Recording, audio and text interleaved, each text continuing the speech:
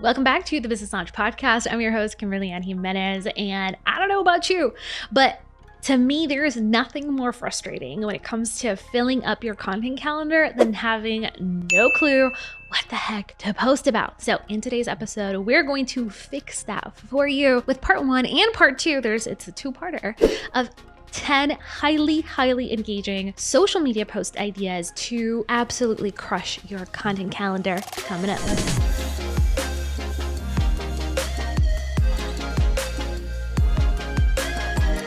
What's up, familia? So a couple of weeks ago, we polled over 50,000 plus people on our email list who happen to be small business owners and entrepreneurs just like you. And by the way, if you're not on our email list, what the heck are you doing?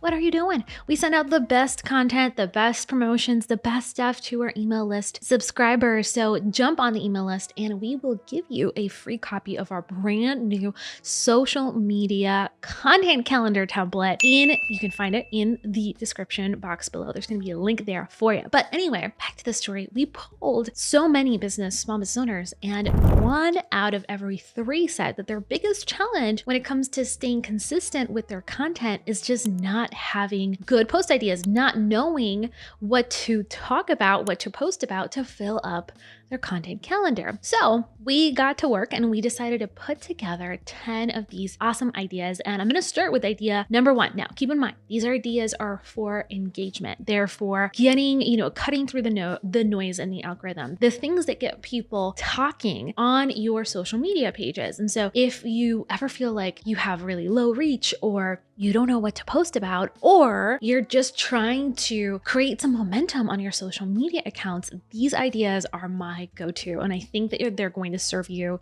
really well because I see them working inside of the Business Lounge in our membership with hundreds and hundreds of our members, and in Content Calendar System with our students in that program, which we have over 30,000 students in that program. So I'm really excited to share these with you today. And the first one is going to seem very basic, but hear me out on it. We're going to start with one that you have probably already heard about, but I don't want you to dismiss it. And that's to post your long form content. Post your blog, post your podcast, post your video. If you don't know what long form content is, I will link an episode, a related episode in the description box below that talks about the importance of creating long form content. But essentially, it's anything that's not micro, right? Anything that's not quick, fast, bite-sized pieces, which is what we get on social media. Now, the reason that you want to mix it up, right, with your short form content, meaning your Instagram stories, your Facebook posts, your TikToks, that's short form content. You want to mix that up with blogs and podcasts and videos, things that are more long form, is really simple, and that is authority. See, when people find you on social media, they're going to want to do business with you, hopefully at some point, right? Hopefully they know that you're a business. So what they're going to do is before they buy from you, they're going to Google you, they're going to find or click that link on your profile, right on your bio, to go over to your website. And if you can actually create some long form content, they're going to engage with that content, and really it's going to set you apart because they're going to be like, oh, she knows what she's talking about. Oh, shoot, he has a podcast. Oh, you've had all these, okay, I see you. You're legit. You know what I'm saying? So you don't want to just be some random person on the internet selling things. You want to differentiate yourself because you're competing with a bunch of other people, not to mention established businesses in the marketplace. And so as a small business owner, this can be a really good way of facilitating actually getting people over to your website and helping them engage with your content, building that relationship further. It's that next step from just being a social media follower to being an active listener, to being kind of like a part of your tribe, being in the inner circle. And so I love how we have kind of put some visuals together for you guys on the blog. So there's going to be a blog that accompanies every single one of our episodes. And this one, we actually pulled a bunch of visuals so you can see how small businesses are using these ideas in real time. So I love Elizabeth Chappell from the Craft to Career podcast, and she is always using the strategy in a really clever way. Sometimes she just posts an update that she has a new podcast up. Sometimes she does a carousel post. And I really like how she uses social media to send people over to her long form content where they can actually get to know her, where they can see her expertise and ideally join one of her programs or hire her. So there's this like double impact that happens when you start mixing in your short form content, which we want on social media, right? People want to engage with short pieces of content, but ever now and again, at least once a week, ideally 2 to 3 times, you're actually posting that long form content if you are producing it, which you should be producing it. And that's a whole nother topic for another time.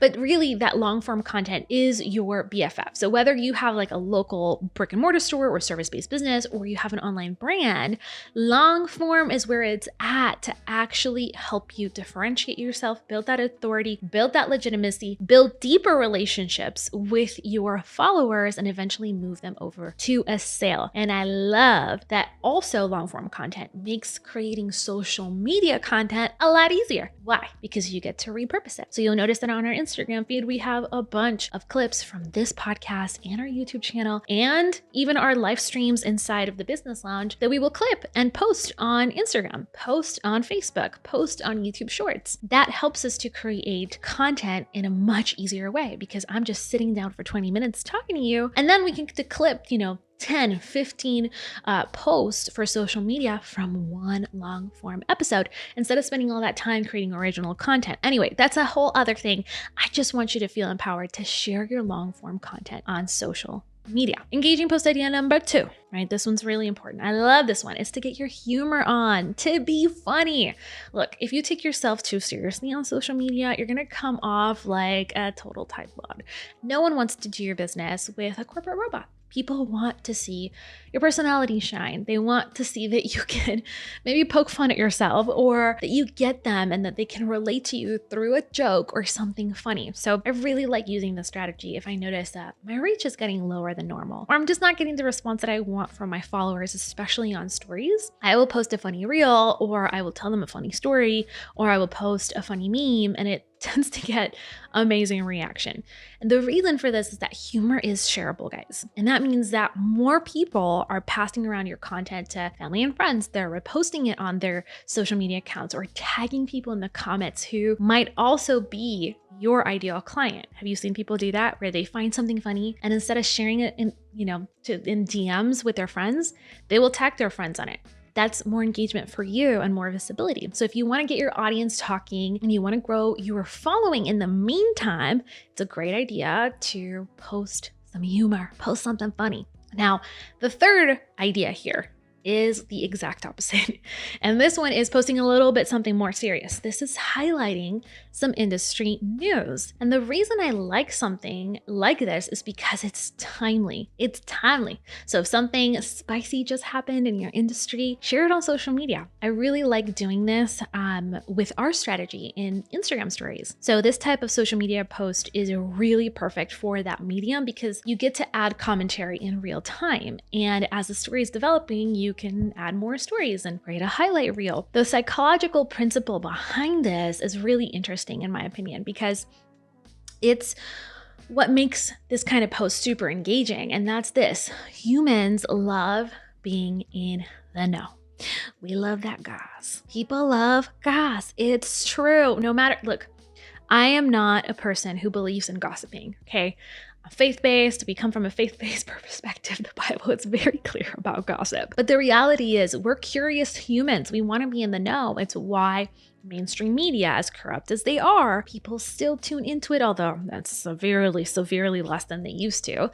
But they get to capture people's attention by spinning a story. It's why, less than, in my opinion, ethical, I guess call them companies or media outlets like TMZ will break stories and everything is about the gossip, right? And how they can spin a story and people get hooked on that kind of stuff. We've even seen it in our own business with the Business Lounge membership. Whenever there's a breaking story and we go in and we do commentary on it and we turn it into a teachable moment, people will tune in to our live streams way more because they're curious, because you're opening up that curiosity loop. And so the way that I think it's really important to use this as a tool in entrepreneurship, maybe not important, but helpful, is to leverage it as a teachable moment instead of just adding more drama and panic to the situation. That's just one of the ways in which you can do that. Now, I wanted to take a quick break to tell you about the sponsor of this episode. The Business Lounge podcast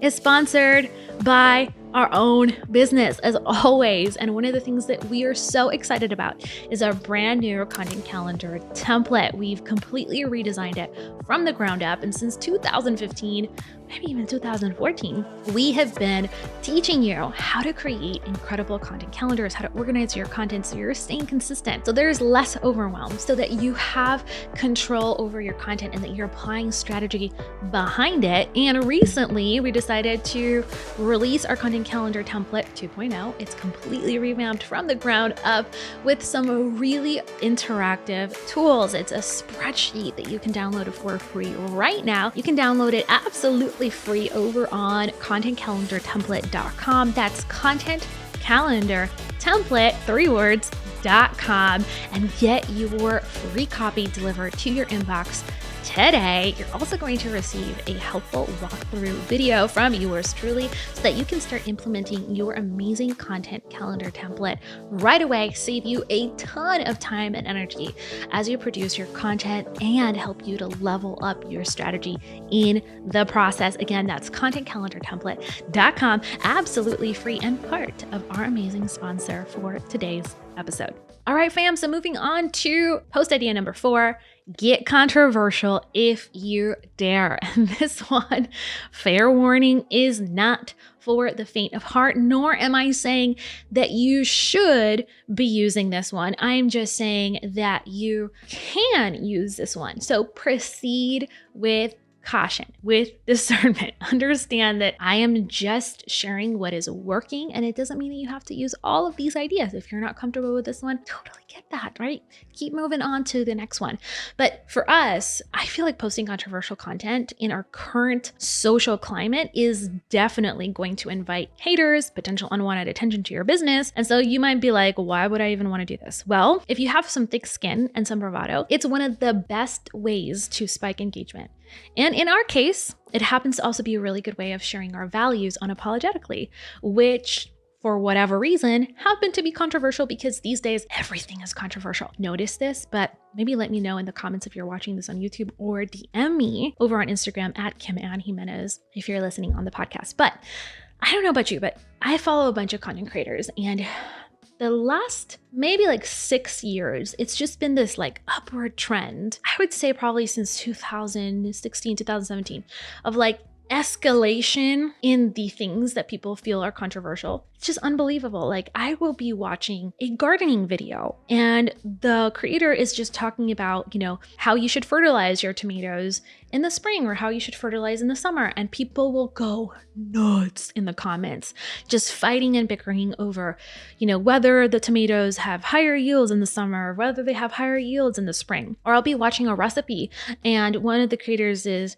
adding some oats into the recipe, and someone in the comments is screaming about how they're not gluten-free oats and how dare you, and why would you not have a disclaimer, and all these people who have, who are celiac are going to have a reaction and you should be held responsible. It's like, whoa, like, it's just a cookie recipe. Can we enjoy this amazing recipe without you making it so freaking personal? Like, she's not talking to you specifically, like, really? And so it's just out of control. So at some point, at least in my experience, I've gotten to be like, look, people used to legitimately argue and think it was controversial, like how I spoke, like my tone of voice, legitimately. Some people would be like, I love her voice, I could listen to her all day. And some people would be like, I hate her voice, she sounds like Kim Kardashian and I can't stand her. Sorry, I learned English watching Baywatch at 4 years old in Puerto Rico. I'm sorry, I learned California English. I don't know what to tell you. But the other things, like my hand gestures, like, oh my gosh, I talk with my hands because I'm Puerto Rican and I love talking with my hands and I'm never going to stop talking with my hands. But some people hate it. Some people find it super distracting, and other people find it, oh my gosh, so engaging, and they can actually connect with me and feel like we're there, like together, and they love my passion and just how excited I get about things. And other people are so totally turned off about it. So I just come to realize, early on in my career that the same thing, and I've been saying this for years, the same thing that people will love about you is the exact same thing that people will get turned off about, what people hate about you. And it's important to still be yourself. It's important to just share who you are, because the people that are meant to resonate with your message, the people who you are meant to serve, the ideal clients, your people, the right people for your business are going to resonate with who you are, with your message, with how you're saying and delivering that message. And they're going to come to you and they're going to be like, oh my gosh, I love you. Like, you are my spirit animal. Like, I feel like I know you. I want to do business with you. I'm specifically coming to you and paying you all this money because you are so authentic and because you're bold and unapologetic. And I am like that too. But the people who are not meant to be in your business, the people who are just not your ideal client, because not everyone is, and not everyone should be, they're going to be super turned off. And they're the ones who maybe are going to be, I'm so disappointed in you. Have you gotten that one? I get that one a lot. I get that one. I'm so disappointed in you. Like, am I trying to impress you? Like, are you my mama? I don't think you're my mama. Like, I got two people that can truly tell me that they're disappointed in me, and I will care. It's my parents, right? So I guess 3. It's God, number 1. Number 2 and 3 is my mama and my daddy. Like, I don't know you. I don't know you. Like, just keep it scrolling. Why do you gotta tell me that you're disappointed in me because I share my Christian faith? Like, really? Would you be should I be disappointed that you're not a Christian, or like that you have a secular viewpoint? I'm not disappointed. Like, I still consume your content and I'm like, okay, do you, boo? Oh my gosh. Anyway, the point is, when you get controversial, it is a spectacular marketing move for cutting through the algorithm and getting people talking, whether it's good or bad. I have noticed that a lot of creators will do this. They will just post their content. It's not inherently controversial, but people will find something in that content. They're looking for something in the content to be offended by, to be upset about, to nitpick. But guess what? The creators let them. They let them argue and go crazy because they know it's going to boost that post in the algorithm. It's going to serve them regardless. So, of course, proceed with caution. Again, this is definitely not for the faint of heart, nor am I saying that you need to do this, but I feel like we have truly lost the true meaning of being authentic. With censorship, everyone is self-censoring. And that really, to me, that actually is the goal. It's to get you to self-censor because it's convenient, because it's comfortable, because you're trying to avoid hate and anger and nasty messages. And I get that. I really do. But if you're a small creator, if you're a small business owner, if you're just getting started and you just placate to the politically correct mob, if you just try to not avoid any controversial content, first of all, I'm here to tell you that's not possible. I'm telling you right now, people will find something to criticize about your message or about what you say, about how you present yourself. So it might as well be something that you actually care about. You might as well show up as your authentic self. You might as well share your values. You might as well be bold. I think that at some point, self-censoring, because it's convenient, gets to the point where it slowly erodes who you are until your message is so vanilla that no one cares about what you have to say. Until your message is so vanilla that it puts people to sleep. You're trying to get attention on social media, and I'm not saying that you should be controversial for the sake of being controversial, because I see a lot of people doing that too. They just like poking the bear for the sake of it. And I don't think that that's necessarily the right way of getting attention for your business, but I think there is a healthy balance. And I think that at some point you have to be willing to plant your flag and say, this is what I stand for. These are my values. These are my convictions. They're not just my opinions. It's not just what I think. It's what I actually believe in. And if people want to be upset about it, if people want to cancel you, if people want to not do business with you, cool. I'll tell you right now from experience. People come to us specifically for our values. People come to us specifically because we're bold, and they will pay good money. I'm talking multiple 6 figures to work with us because of what we have to share, because of where we stand, because we have said, hey, this is what we believe in. We are unapologetically Christians. We're unapologetically faith-based.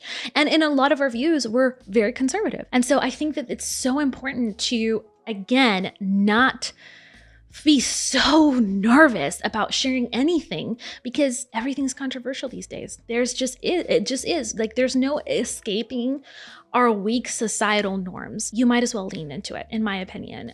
You definitely need to be discerning and wise, right? Some people who are listening to this episode specifically because I share this one idea and I share on the blog an example of some of the controversial things that we have said or posted about on social media, they're going to unfollow me and they're probably going to write me an email telling me how disappointed they are. If they're nice, if they're not nice, then they're straight attacking, personal attacks. And to that I say, like, listen, that's cool. That's your opinion. I still love you. I mean that. I'm blessing you from afar. And in many occasions, I've been like, here's a PC competitor that is going to cater to your viewpoints. Like, go follow them. That's it. It's not a big deal.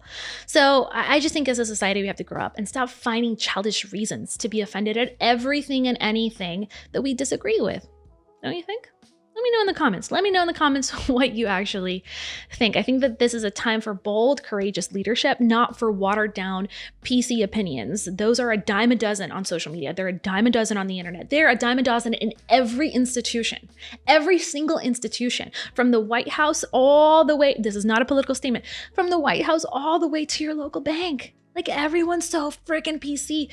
People want the truth. There's a way of saying things too. Like, don't just be like, trying to be, mean to people. That's not what I'm saying. I just think that we have to share the truth and not be so scared, not be so scared.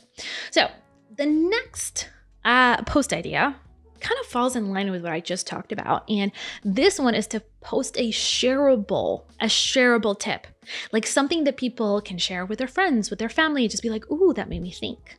I didn't really think about it that way, or I didn't know about this. And I really love a good carousel post on Instagram specifically for this type of post idea, but you could do it on any platform. I just happen to see this a lot on Instagram and I think it's so helpful. One of the ladies that I follow, her name or her account, I don't know what her name is. Her account name is Natural Nurse Mama, and she is definitely controversial. Again, everything's controversial, but in her industry, she shares a lot of articles and a lot of studies that go against the grain. And so this one in particular, she says, why is it completely normal to have a classroom full of kids with health problems? One has food allergies, another one has asthma, another one has anxiety, another one has ADHD. Everyone has seasonal allergies, headaches, constipation, diarrhea, and more. It is not normal. It's common. And so she goes and breaks down as a nurse what her perspective is. And it just truly makes you think. I think a lot of her posts are interesting because they are very, very different takes on a particular topic. So I think that this is the kind of post that, again, because it is kind of novel in a way, not necessarily that her opinions are totally unique, but that they're not what you see all the time. I think it can just build so much engagement and it builds that connection. It's really just creating that shareable content that people can send in DMs, that they can share on their own platforms, that they can comment on and tag their friends in. You can adapt it to really any platform like Facebook, LinkedIn, or maybe even YouTube. Plus, it's a really great way of like maybe debunking some myths in your industry, maybe sharing an unpopular opinion, or sharing, again, that novel concept or a novel take. And that will explode your virality because people, again, love sharing unique points of view. It's why platforms like the Joe Rogan show, where he brings a bunch of people with very out there ideas to expand upon them on long form. That's why people love his show. People love his show because they get multiple takes from different angles on basically every topic. And all his guests are for the majority, most of his guests are very interesting. They see things different and people like hearing different perspectives. So I hope that this is just giving you a lot of creative ideas as you fill out your content calendar. And if you want to finally stay consistent with an endless stream of social media post ideas, you have to check out our brand new content starter kit, where you get over 200 caption starters, done for you social media post prompts, and even 50 pages of templates, resources, and tools so that you know exactly what to say to keep your audience engaged consistently. You can snag it over at thecontentstarterkit.com. That is thecontentstarterkit.com. shareabletip.com. I hope to see you there. All right, familia, so I hope that you enjoyed today's episode. Don't forget that there is a part 2 with 5 more highly engaging post ideas to crush your content calendar coming right up. If you enjoyed this episode, make sure to let me know over on Instagram. And if you are listening to it on the podcast, please go ahead and leave us a 5-star rating. It goes such a long way for helping other people get discovered on the show. I love reading your reviews, and it just makes me feel like we're connected. So please go ahead and do that. It would help me tremendously. And of course, send it over. If you love this episode, send it over to a friend who also might be struggling with some post ideas to get her or his content calendar, loaded up and rocking and rolling. So send it away, share it with your friends. I would love to make more friends over here on the podcast. I love you, and I hope to see you on the next episode. Un beso. Bye for now.